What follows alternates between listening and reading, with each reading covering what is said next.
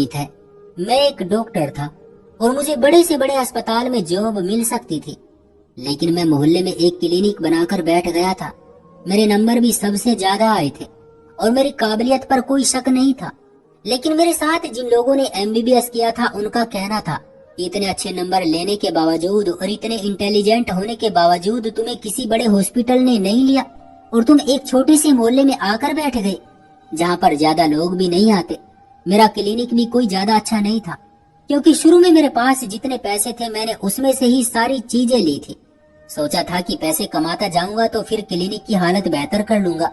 मेरे दोस्त हंसते थे कि ये 2 दिन में 10 मरीज भी चेक नहीं करता होगा और हम तो 100 मरीज चेक करते हैं। और बात भी कोई इससे अलग नहीं थी। 20 से ज्यादा मेरे पास मरीज नहीं आते थे। 20 मरीज भी आ जाते तो मैं काफी खुश हो जाता था। दरअसल इसके पीछे एक वजह थी। मैं इंसानियत की सेवा करना चाहता था, इसलिए नहीं कि मैं कोई बहुत अच्छा इंसान था। वैसे भी जो डॉक्टर बनता है वो यही कहता है कि मुझे इंसानियत की सेवा करनी है, लेकिन कुछ डॉक्टर्स में इंसानियत भी नहीं रहती है। ये तो एक अलग मामला है। मेरी एक मंगेतर थी जो मुझसे बहुत मोहब्बत करती थी। हमारी मंगनी हो चुकी थी। मैं भी उससे बहुत प्यार करता था, लेकिन जब मैं डॉक्टर बन गया तो मेरी माँ ने उसका रिश्ता ये कहकर ठुकरा दिया कि मेरा बेटा डॉक्टर बन गया है और आपकी बेटी ने तो मैट्रिक भी नहीं की अब तक। वो दिल से मुझे चाहती थी। जब उसे ये पता चला कि उसकी शादी मेरे साथ नहीं होगी तो उसने खुदकुशी कर ली थी। वो बहुत खूबसूरत थी। उसकी उम्र सिर्फ 20 साल थी। मैंने अपनी माँ से कह दिया था कि मैं उसी से शादी करूंगा, लेकिन उसने जल्दबाजी में आकर अपनी जिंदगी खत्म कर ली। उसका नाम रिया था। उसके जाने के बाद मेरे दिल पर एक बोझ सा रह गया था, जिसको कम करने के लिए मैं कोई पुण्य का काम करना चाहता था। इसलिए मोहल्ले में आकर बैठ गया। इस मोहल्ले के लोग वैसे भी अनपढ़ थे, पढ़े लिखे नहीं थे। यहाँ चोरी चकारी भी बहुत होती थी। मैं क्लिनिक पर बहुत देर तक बैठा करता था, क्योंकि घर जाकर भी मुझे कुछ नहीं करना होता था। मैं अपनी माँ के घर नहीं जाता था। मैंने एक छोटा सा घर किराए पर लिया हुआ था। कहता था कि रिया की कातिल मेरी माँ है, क्योंकि अगर मैं डॉक्टर बन गया तो क्या मुझे कोई उच्च सम्मान मिल गया था जो रिया मेरी पत्नी नहीं बन सकती थी? इसमें क्या बुराई थी? मैं अपनी जिंदगी की मुसीबतों में उलझा हुआ एक आम सा इंसान था। एक दिन रात को अकेला बैठा था। अभी मेरे पास इतने पैसे नहीं थे कि मैं कोई कंपाउंडर या नर्स रख लेता। सारे काम मैं खुद ही करता था।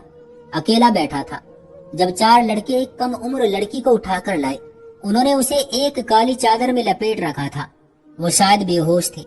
उन्होंने मुझे कहा कि डॉक्टर साहब इसका इलाज कर दो, इसको होश नहीं आ रहा है। मैं भी हैरान हो गया और उसको फौरन चेक किया। मैंने देखा उसके जिस्म पर खून लगा हुआ था। शायद वो जख्मी हालत में थे। उसकी हालत बहुत बुरी थी। मैंने जल्दी जल्दी उसके जख्मों पर पट्टी की और उसको एक ऐसा इंजेक्शन लगा दिया जिसकी वजह से वो जल्दी होश में आ गई। जब उसे होश आया तो वो मुझे अजीब नजरों से देख रही थी। मैंने कहा कि मैं डॉक्टर हूँ। वो लड़के उसके आसपास आ गए थे। उनको भी अजीब नजरों से देख रही थी, पर कुछ बोल नहीं रही थी। मैंने उनसे पूछा कि इसको क्या हुआ है। उसने कहा कि इसका एक्सीडेंट हो गया था। जब उसे होश आ गया तो उन्होंने मुझे धन्यवाद किया और जल्दबाजी में मुझे ज्यादा पैसे देकर वहां से फौरन चले गए। वो उस लड़की को जिस तरह लाए थे उसे उसी तरह उठाकर ले गए। मैंने उन्हें कहा भी कि इसे थोड़ी देर बैठने दो, अभी अभी उसे होश आया है। उसको दोबारा लेकर जाओगे तो कहीं कुछ और परेशानी ना बन जाए। पर उनका कहना था कि हम बहुत जल्दी में हैं, रात हो गई है। इसकी माँ परेशान हो रही होगी। शायद वो उसके भाई थे जो कि 4 थे और अपनी बहन के लिए काफी परेशान थे। इसलिए मैंने भी कोई बात नहीं की। वो लोग वहां से चले गए। पता नहीं क्यों उस लड़की का चेहरा और उस लड़की की आंखें मेरे चेहरे के सामने से जा ही नहीं रही थी। वो बहुत ही ज्यादा डरी हुई थी। जब इंसान के साथ कोई हादसा या कोई एक्सीडेंट वगैरह हो जाता है तो वो वाकई डर जाता है, लेकिन वो लड़की इस कदर डरी हुई थी, उसके चेहरे से साफ नजर आ रहा था। खैर, दिन इसी तरह गुजरने लगे। मैं दिन भर रिया को याद करता रहता था। मुझे समझ नहीं आता था कि मैं ऐसा कौन सा काम करूं जिससे मेरे बेचैन दिल को सुकून मिल जाए। मैंने उसके माँ बाप से मिलने की कोशिश की, लेकिन उन्होंने मुझे दरवाजे से ही धक्का दे दिया। उन्होंने कहा कि अगर मर्द चाहे तो क्या नहीं हो सकता। तुम अपनी माँ के सामने खड़े हो जाते तो तुम्हें मेरी बेटी से शादी करने से कोई रोक नहीं सकता था, लेकिन तुमने भी अपनी माँ का साथ दिया। जबकि मैं उनको बार बार ये समझाकर थक गया था कि जब तक मेरे कानों तक ये बात पहुंची थी कि मेरी माँ ने मना कर दिया है, तब तक बहुत देर हो गई थी। और उसके दूसरे ही दिन रिया ने खुदकुशी कर ली थी। हम लोग कभी कभी फोन पर बात भी करते थे। मैं बहुत बिजी रहता था, इसलिए ज्यादा बात नहीं कर पाता था और मैं उसे कहता था कि मुझे उसी के साथ शादी करनी है, वही मेरी पत्नी बनेगी। और इसी तरह उसे छोटे छोटे सपने दिखाता रहता था, इसलिए शायद वो बहुत परेशान थी। दूसरे दिन फिर वो लड़के उस लड़की को उठाकर ले आए। वो फिर से बेहोश थी। इस बार उसे कोई बड़े जख्म तो नहीं लगे थे, लेकिन उसकी हालत बहुत बुरी थी। उन्होंने कहा कि पता नहीं इसको क्या हो गया, अचानक से बेहोश हो गई है।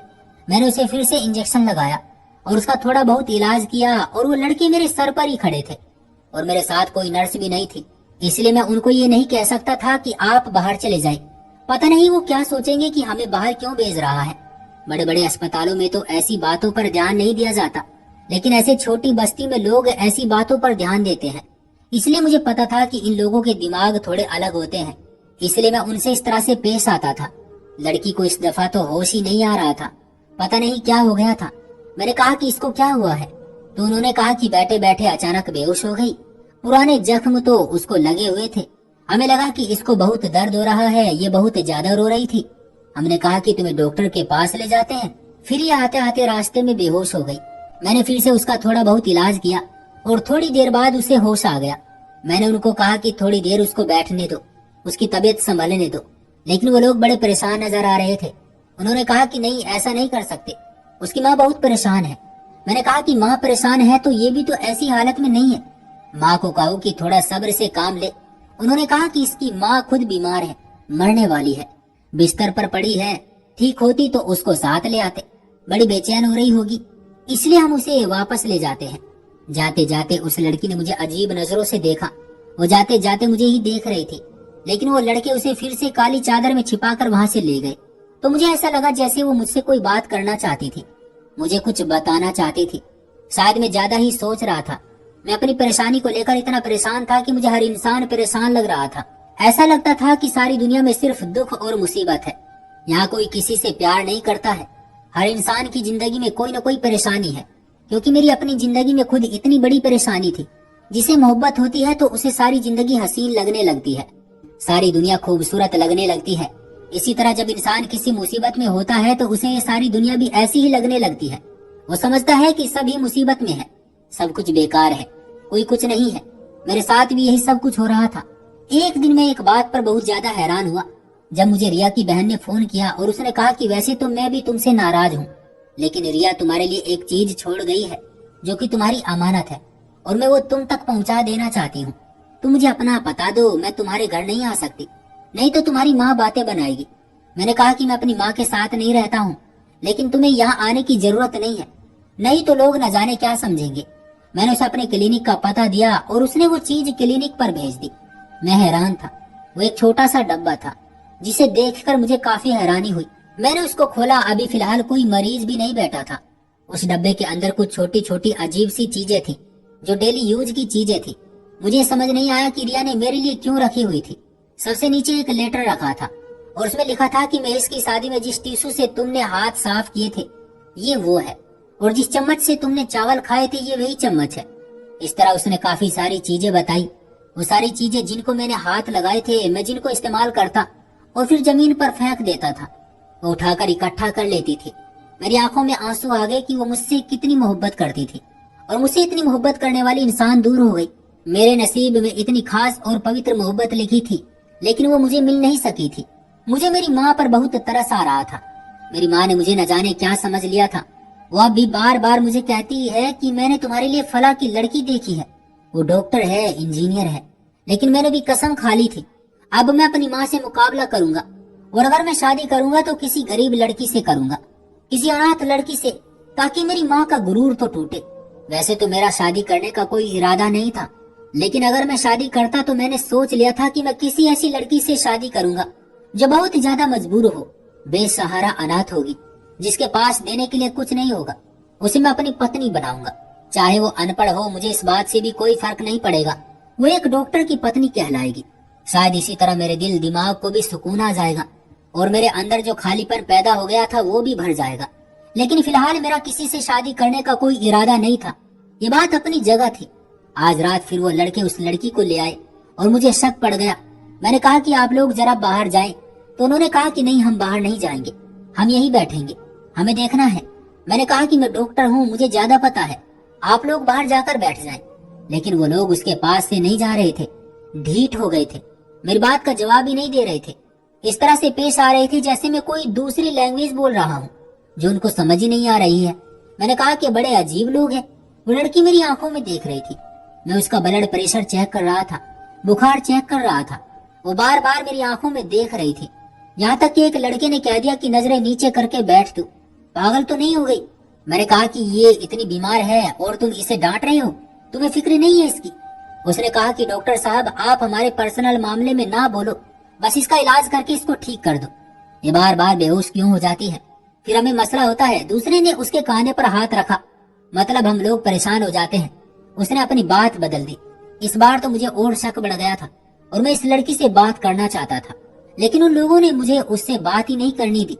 और मैंने भी इस बारे में सोचा तो मुझे बड़ा पछतावा सा हुआ। कहीं उस लड़की के साथ कुछ बुरा तो नहीं हो रहा था। मुझे उससे पूछना चाहिए था कि रोज वो बेहोश क्यों हो जाती थी। और ये सब तो शक्ल से बिल्कुल भी मुझे अच्छे लोग नहीं लगते थे। ऐसे लगते थे जैसे अजीबो गरीब लापरवाह किस्म के लड़के होते हैं।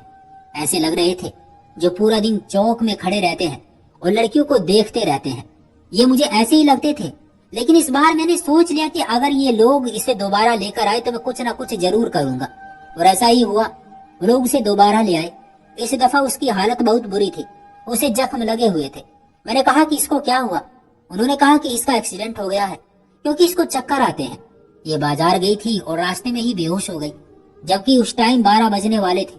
ये कौन सा टाइम था कि वो बाजार गई होगी और उस टाइम बेहोश हो गई, क्योंकि इस टाइम तो कोई भी बाजार नहीं जाता। इस समय तो बाजार बंद हो जाते हैं। वो लोग झूठ बोल रहे थे, साफ नजर आ रहा था। मैंने कहा कि मुझे उसको चेक करना होगा और जख्म पर टांके लगाने होंगे। आप लोग यहीं पर बैठ जाएं, मैं डॉक्टर हूँ, मुझे ज्यादा बेहतर पता है। अगर आप लोगों को इसका इलाज नहीं करवाना तो फिर ले जाइए। और मैंने भी ज्यादा गुस्से से बात की। वो लोग भी परेशान हो गए क्योंकि शायद वो उसे कहीं और नहीं ले जाना चाहते थे। वो लोग बाहर बैठ गए और मैं उस लड़की को अंदर बने कमरे में ले गया, जो मैंने इसलिए बना था कि किसी मरीज को अगर कहीं ड्रिप लगाने की जरूरत हो तो यहाँ पर लेटाकर उनको ड्रिप लगा सकूं। एक क्लिनिक में इस तरह का कमरा बनाना तो जरूरी होता है। मैंने लड़की का इलाज किया तो उसे होश आ गया। मैंने उसकी जख्म की पट्टी की और मैंने उससे पूछा कि तुम्हारे साथ क्या हुआ है। और मैंने उसे ये भी इशारा किया कि वो ऊंची आवाज में ना बोले और सिर्फ मुझे बताए। उसने आराम से बात की। वो बुरी तरह रोने लगी। उसकी हालत बुरी थी। मैं हैरान रह गया कि उसके साथ ऐसा कुछ हो गया है कि ये बता भी नहीं पा रही है। उसके साथ कोई ना कोई गड़बड़ जरूर थी। वो कुछ बोलना चाहती थी लेकिन उसकी जबान साथ नहीं दे रही थी। मैंने उसे कहा कि वो आराम से बैठ जाए। मैं बाहर आया और मैंने लड़कों को कहा कि आपकी बहन को होश नहीं आ रहा है, आप लोग ये दवाई लेकर आए। मेरे पास ये दवाई खत्म हो गई है। ये दवाई अगर उसको अभी नहीं लगाई तो ये मर भी सकती है। वो लोग हैरान रह गए और मुझसे पर्ची लेकर 2 लोग दवाई लेने के लिए चले गए। अब बाहर 2 लोग ही रह गए थे, इसलिए मुझे ज्यादा परेशान होने की जरूरत नहीं थी। और वो 2 लोग अपने अपने मोबाइल में बिजी थे। ऐसा लगता था कि उनको लड़की की कोई ज्यादा फिक्र नहीं थी। मैं दोबारा लड़की के पास गया। मैंने कहा कि तुम्हारा नाम क्या है। और जब उसने नाम बताया तो मैं हैरान रह गया। उसने कहा मेरा नाम रिया है। मैं हैरान रह गया, तुम्हारा नाम रिया है। मैंने पूछा कि क्या हुआ है तुम्हारे साथ, तुम्हारा एक्सीडेंट हुआ है। तो उसने कहा कि मेरा कोई एक्सीडेंट नहीं हुआ है। मैंने कहा कि ये लोग तुम्हारे कौन लगते हैं, ये तो कहते हैं कि तुम्हारे भाई हैं। उसने कहा कि ये मेरे भाई नहीं है, ये किसी के भी भाई नहीं हो सकते, ये भाई कहलाने के काबिल ही नहीं है। मैं इनके साथ कॉलेज में पढ़ती थी और ये मेरे पीछे पीछे रहते थे, लेकिन मैंने उनको कभी भी लिफ्ट नहीं करवाई और इसी वजह से गुस्सा होकर उन्होंने मुझ पर इल्जाम लगाया, मुझे चरित्रहीन साबित किया। मेरा बाप सोतेला था, उसने मुझे घर से बाहर निकाल दिया। मेरी माँ कुछ भी नहीं कर सकी क्योंकि मेरे बाप ने कहा कि अगर तुम्हें भी इसके साथ जाना है तो तुझे भी हमेशा के लिए घर से निकाल दूंगा। मेरी माँ भी बेहोश हो गई। वो बहुत अमीर आदमी था और मेरी माँ की उससे 3 बेटियां और भी थी। मेरी माँ ने अपनी तीनों बेटियों पर मुझे कुर्बान कर दिया। वो मेरे पीछे नहीं आई, उन लोगों ने मुझे पकड़ लिया। ये मुझे अपने साथ रखते हैं और रोज मेरा रेप करते हैं। ये सारे मिलकर मेरी इज्जत लूटते हैं, मेरी इज्जत दरिंदों की तरह नोच लेते हैं। और जब मैं बुरी तरह बेहाल हो जाती हूँ तो मुझे उठाकर यहाँ ले आते हैं। मुझे डराया हुआ है कि मैं किसी को कुछ नहीं बताऊं, मुझे कहीं जाने नहीं देते। मुझ पर हाथ उठाते हैं और यहाँ ले आते हैं मजबूरी में कि कहीं मैं मर गई तो उनकी अय्याशी खत्म हो जाएगी। वो लड़की फूट फूट कर रोने लगी और मेरा खून खोलने लगा कि इतना जुल्म, इतनी दरिंदगी। वो कहने लगी आप तो डॉक्टर हैं, आपको पता होगा, मुझे कोई ऐसा टीका लगा दे कि मैं मर जाऊं। मैंने उसे तसल्ली दी और कहा कि हिम्मत करे, मैं उसके साथ हूँ और फिलहाल बेहोशी का नाटक करे। मैंने उन लड़कों से कहा कि उसको होश नहीं आ रहा और दोबारा अंदर आकर पुलिस को कॉल कर दी। मेरा एक दोस्त पुलिस में था, वो फौरन आ गया और उन लड़कों को दबोच लिया। लड़की ने उनके खिलाफ बयान दिया। वो तब पुलिस की हिरासत में थे, पर उस लड़की का क्या होता, ये कहाँ जाती। मुझसे मेरे दोस्त ने कहा तो मैंने उसे कहा कि इसको मैं किसी सेंटर के हवाले नहीं करना चाहता, आजकल हालात बहुत खराब हैं। मैं उसको अपने घर ले गया। वो मुझसे भी डर रही थी, पर मैंने उसे तसल्ली दी। उन लड़कों के साथ बहुत बुरा होने वाला था। पुलिस ने उनको खूब मारा और केस कर दिया। ये लड़की अपनी माँ से मिली, लेकिन उसे सब कुछ नहीं बताया और उसके साथ वापस भी नहीं जा सकती थी। आज 1 हफ्ते से वो मेरे घर में थी। मैं उसका इलाज भी कर रहा था। वो पहले से काफी बेहतर थी। वो कहती थी मुझे यही रहने दो, मैं आपके घर के काम करूंगी, बदले में कुछ नहीं मांगूंगी। मैंने एक दिन उसे कहा कि मुझे तुमसे एक जरूरी बात करनी है, तो मैंने सोच लिया है कि तुम हमेशा इस घर में ही रहोगी। उसने कहा कि बहुत बहुत धन्यवाद आपका, मैं घर साफ करूंगी, खाना बनाऊंगी, आपके कपड़े भी धो दूंगी और बदले में आपसे कुछ नहीं मांगूंगी। मैंने कहा कि खाना मैं बना लूंगा, लेकिन कपड़े तुम्हें धोने पड़ेंगे और घर भी साफ करना होगा। पर एक बात अलग होगी कि तुम इस घर में नौकरानी बनकर नहीं बल्कि मेरी पत्नी बनकर रहोगी, अगर तुम चाहो तो। वो हैरान रह गई और रोने लगी। कहने लगी कि मुझे लगा था कि कभी कोई मर्द मुझे अपनी पत्नी नहीं बनाएगा, पर आपने ऐसी बात करके मुझे हैरान कर दिया। मैंने उसे रिया के बारे में सब बताया और कहा कि मैं कोई अच्छा इंसान नहीं, बस मेरा भी दिल टूटा हुआ है। हम दोनों ने शादी कर ली, आज वो मेरी पत्नी है, हम साथ हैं, सब कुछ ठीक है। जब ये खबर मेरी माँ को मिली तो वहाँ कोहराम मच गया था, पर वो कुछ नहीं कर सकती थी। मैं और रिया साथ है, खुश है, हमारे लिए यही काफी है। मेरे दिल पर से एक बहुत बड़ा बोझ उतर गया है। मैं दिल से खुश रहने लगा हूँ और अब मुझे जिंदगी अच्छी लगने लगी है। उन 4 लड़कों को 12 साल की कैद हुई है। जब तक निकलेंगे हाथ में न जवानी होगी न इज्जत, और यही उनकी सजा है। ऐसे लोगों को तो फांसी से कम सजा नहीं देनी चाहिए, पर जो हमारा कानून है हम क्या कह सकते हैं। बहुत अच्छा हुआ उनके साथ, हमने किसी तरह भी केस वापस नहीं लिया, जबकि हम पर काफी दबाव डाला गया था। मैं अपनी पत्नी के साथ खड़ा था, उसकी ढाल बनकर, और हमेशा ऐसे ही खड़ा रहूंगा, क्योंकि यही मेरा फर्ज था। मर्द को ज्यादा रुतबा और ताकत इसलिए दिया गया है कि वो अपने से कमजोर लोगों की रक्षा करे। जो ऐसा सोचते हैं वही असल मर्द। तो फ्रेंड्स, ये कहानी आपको कैसे लगी कमेंट में जरूर बताइएगा। अगर कहानी पसंद है तो कहानी को लाइक और चैनल को सब्सक्राइब जरूर करिएगा। मिलते हैं नेक्स्ट वीडियो में। आज के लिए इतना ही। जय हिंद, जय भारत।